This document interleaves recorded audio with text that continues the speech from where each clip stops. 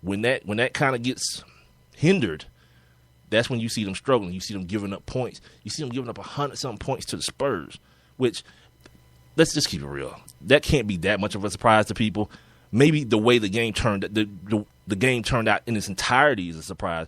But again, what I talk about to begin the segment, these playoff teams that know playoff basketball are getting playoff ready. That's what's happening. That's what you're seeing. So nobody knows better than the Spurs. Exactly. Nobody knows better than those guys with the Spurs. Exactly. These dudes are getting in the next 2 weeks of the season. They're gonna be primed for the playoffs to start. Yeah. The Hawks better pick it up. Stop dragging ass and just go, because ain't nobody waiting. Nobody's waiting. The worst thing that can happen. And they look really good Sunday, man.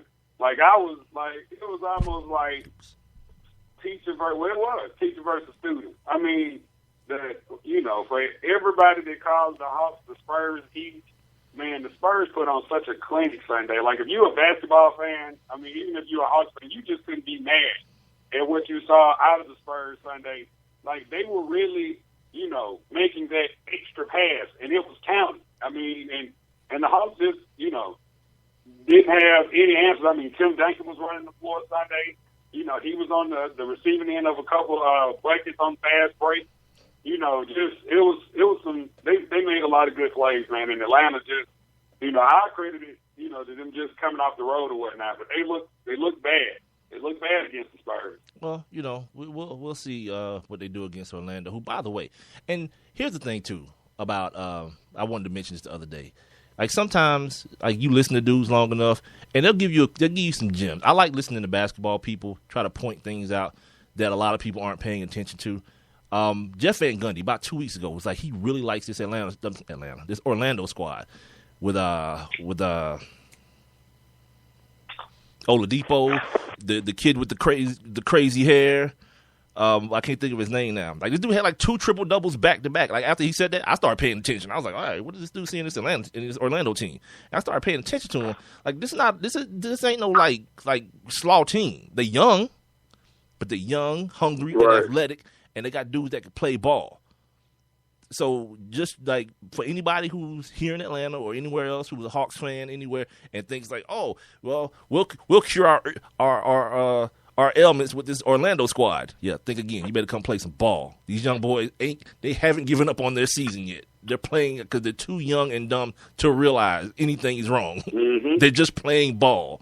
So yeah, think it's gonna happen that way if you want to. And I don't think Coach Butler let that happen. Like I said, these dudes had a 2-hour-long film session in which they were forced to look at themselves and look at all their deficiencies over the last couple of games. So I anticipate a hungry, more active Atlanta Hawks team. Kyle Korver, his second game back with the mask. Hopefully he's more acclimated to, something being on his face while he's shooting. I think shooters are kind of like golfers or like kickers or anything. They have their routine. And once you start breaking that routine, it's different than Russ having a mask. He don't care. It's like, I'm going to the rim. It don't matter to me. Or like Rip Hamilton wearing a mask. He don't care. Well, he did care because he was such an idiot. He kept wearing it after his nose was healed. Rip played some great basketball with that mask on. I'll never understand it. I'll never understand it. He found the magic. Yeah. That's all idiocy. If you could do it with the mask, guess what else you could do without it? I don't know. Whatever. It was cool for the video games, but other than that, yeah, I was cool. James Harden. Speaking of playoff people, yesterday, 44 points. Hit the who they play yesterday? Indiana. Hit them for 44. But again, I want people to make sure you're paying attention to this 44 points. My man got 21 freebies again. That's twice this year. He's gotten half, well, almost half. They said there would be no math during his job, but my calculations say that's almost half, almost 50% of his points from the free throw line. And you just kind of wonder, how that's going to play when the playoffs start. It may be different because now James Harden has ascended to another level of play and maybe another level of respect in the eyes of the referees, giving him some of those Kobe Bryant type calls, those LeBron James type calls now that he has kind of put himself into that type of stratosphere. We can only wait and see how that turns out. If he'll be able to go to the line. Like right now, James Harden is going to the line like 10 times a ball game on average. So, yeah, he's getting it in. He's putting a lot of pressure on people's defenses to keep him out of the lane. And the fact that he can still, like, he's streaky as hell and consistent enough with the 3 ball that you can't back up off of. And then he's awkward with that left hand, and he does that whole thing where once he gets to the lane, like he'll hold the ball out, like almost extended from his body to make you hack at his arms. And he's so damn strong, he won't let go of the ball. Like James Harden, no little dude. Like he's out there and dribble and cross people up. James Harden's like 6'7". He's not no little dude, but he plays a point guard style of position on the basketball court. And speaking of James Harden, this is the other thing about them too. One of their dudes, one of their main guys on defense, Pat Beverly, left wrist injury. So we'll be watching that. Like while he's going out, Kevin McHale saying we may be able to expect to see Dwight Howard tomorrow. He said Wednesday, so Coach, that'll be tomorrow. I don't know if I'm ready to play, Coach. I don't know if I'm ready to get on the court. We got like things playing so good, Coach. I don't know if I want to ruin the chemistry, Coach. Let me ask you something about Dwight Howard that I was thinking about today. We got about 9 minutes to go here. I was thinking about Dwight because, like, people, as far as this MVP race goes, it's basically a Harden, Westbrook, Curry, James, Davis type of race here. Those guys, right? And right. Like everyone's saying that the reason that James Harden is the front runner at this point is because of what he's done in the absence of Dwight Howard missing so many games. But then I started thinking about Dwight Howard. And who really is Dwight Howard? Like, is he really that big of a difference maker when you zoom out? No. I mean, before you answer that quickly, I mean, like, okay, Dwight Howard he's got a couple of defensive MVPs. He's got a couple of rebounding titles. Mm-hmm. He's taken a team in Orlando to the finals once. But when you look at, because I know you're the guy. Oh, you're the big man. You're the big man. You're the big man whisperer. Me, not so much. And then when you look at the game being dominated by ball handlers right now, like how much, like, yeah, he's Dwight Howard, but in name.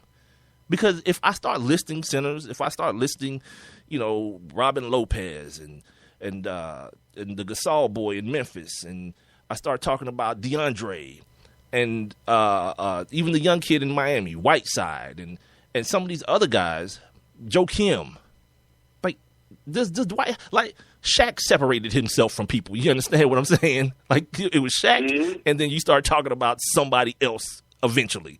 But now, like if I talk about these big men, these centers, I could just throw Dwight Howard in there somewhere, and no one will notice. Yeah, because I mean, but you can look at that Orlando team, and I forget who Orlando lost to in the finals that year. It wasn't Dallas. I forgot. When it Kobe? Who they lost? When did the Lakers?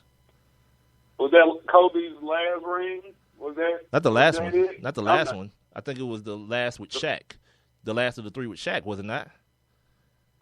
I don't. So you're making me a liar. Think so. You're turning me into a liar. No, I don't think so. But anyway, what you like? Keep talking. I'll look it up. I remember watching that Orlando team play, and what took them out of the finals. And I can't remember who they played, but I'll look it up. Keep talking. Was the fact that they had all of these 3-point shooters out there. You had Quentin Richardson, and then you had who was the point guard? Oh my God, I can't think of who the Jamel McGee. Yeah, JaVale McGee. No, what was his name? Jamel. Yeah, Jamel something. Yeah. Why are you asking me people's names, bro? Are you trying to embarrass me? You know I don't remember people. I know. But anyway, and then they had Quentin Richardson, and then they had the other Richardson kid, the dark-skinned one, that played for the Warriors. I can't think of their names right now. But sucker, it was the Lakers. Holla at your boy. It was the Lakers. It was the Lakers. Okay. But what took them out of the game was the fact that they had Dwight, but they had all of these 3-point shooters. And what these guys did, including Turkoglu, what these guys were doing was they were coming down and they were not running the offense through Dwight at all, right? They were just taking jump shot. And the thing about jump shots is if you don't hit them, they're going to come off the rim really fast. And if you're Dwight Howard and you're not in the right position, you're not going to be around to get the ball, so you're not going to be that difference maker anyway. Hey, was Big Baby on that team? Or Big Baby came later, didn't he? Yeah, Big Baby. How did Big Baby? I don't know. I just wanted to say Big Baby. He was I forget. He was a Magic, but it was far later than that, I believe. But whatever. Yeah. But like I said, during a final series like that, like I think Dwight Howard scored like 10 points in the closeout game, and it's just like I said, he's just one of those guys that I've never really been impressed with his game. Like, yeah, he's been the guy that like you said, been the defensive player of the year, the blocks champion and all of that good stuff. But I've just never seen anything out of this dude to make me say, you know what, like he is the perennial big man. All of the slam dunk competition, all of that didn't mean diddly squat to me. And you know what I'm saying? I think part of it was that people always looked at, like, he always did this, had that thing attached to him, potential. The potential. Everyone saw his body and how physically fit he was and how agile and they immediately wanted to kind of link him or make him the next Shaquille O'Neal, this big athletic human being, and it just never turned out that way. He never developed a consistent offensive game. He was a dude who wanted to do more offensively, but for whatever reason, maybe he didn't work at it as much, or I don't know what it was, but he never did develop anything that resembled some sort of consistency from the post position. And as the years went on, just like Josh Smith, and eventually you just are who you are. You just are who you are. And everyone's not meant to be a superstar. Some people are just good players. You're a good player. Some people are above that next level of good, and then some people are great. You know what I mean? And Dwight, people thought they had him projected to be one of the all-time greats, but in reality, yeah, they did. It's he's just Dwight. You know what I mean? I don't know what that means as far as him being how good Dwight is or how good he can be, but at a certain point, he's been in the league long enough for people to understand what Dwight is. He just is. He's what it is. And that's why when he went to L.A. and Kobe was like, yeah, we need you to be a DeAndre Jordan type, he was like, a what? Yes, a DeAndre Jordan type. And that's a what? That's kind of when you knew, because dude, when you have the opportunity, because the honest truth is the Lakers have had the best centers have come through L.A. right? For the most part. If you a groundbreaking center. I mean, when you go back to Wilt, and you talk about Kareem, I would even throw like Vlade Divac in there, and really? Shaquille O'Neal. That's like an SAT question. Which one of these things don't belong? Well, I'm saying, but Vlade was a part of some good Lakers teams. Yeah, but Vlade himself was just good. Like when you start talking, you have to stop. He was. You have to stop after you start saying Kareem, Wilt, and Shaq. I know. Like you can't throw Vlade in with that. But that's like me saying Michael Jordan, Magic Johnson, and John Battle. What? What? But I'm saying maybe I went overboard with the Vlade. But what you did, saying? Shaq. But it's been. It's kind of been like a rite of passage. Like if you were a great big man and the Lakers called you, you went.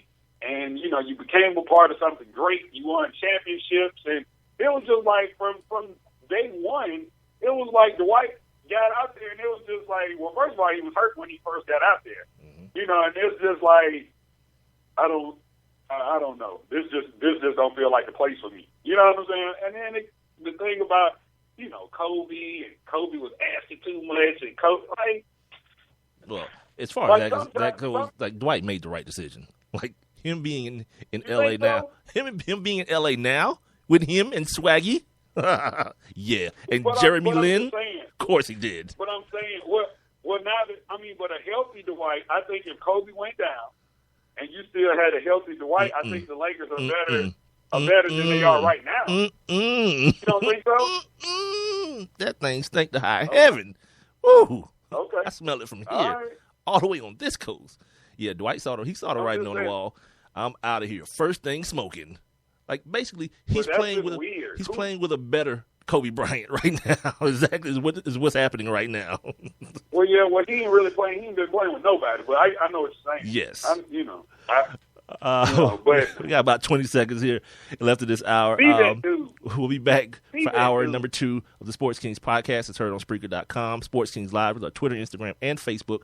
Our email is sportskingslive@gmail.com. We'll come back. I'll get into some MLB stuff, some NFL stuff, and possibly some NCAA stuff. We'll be right back.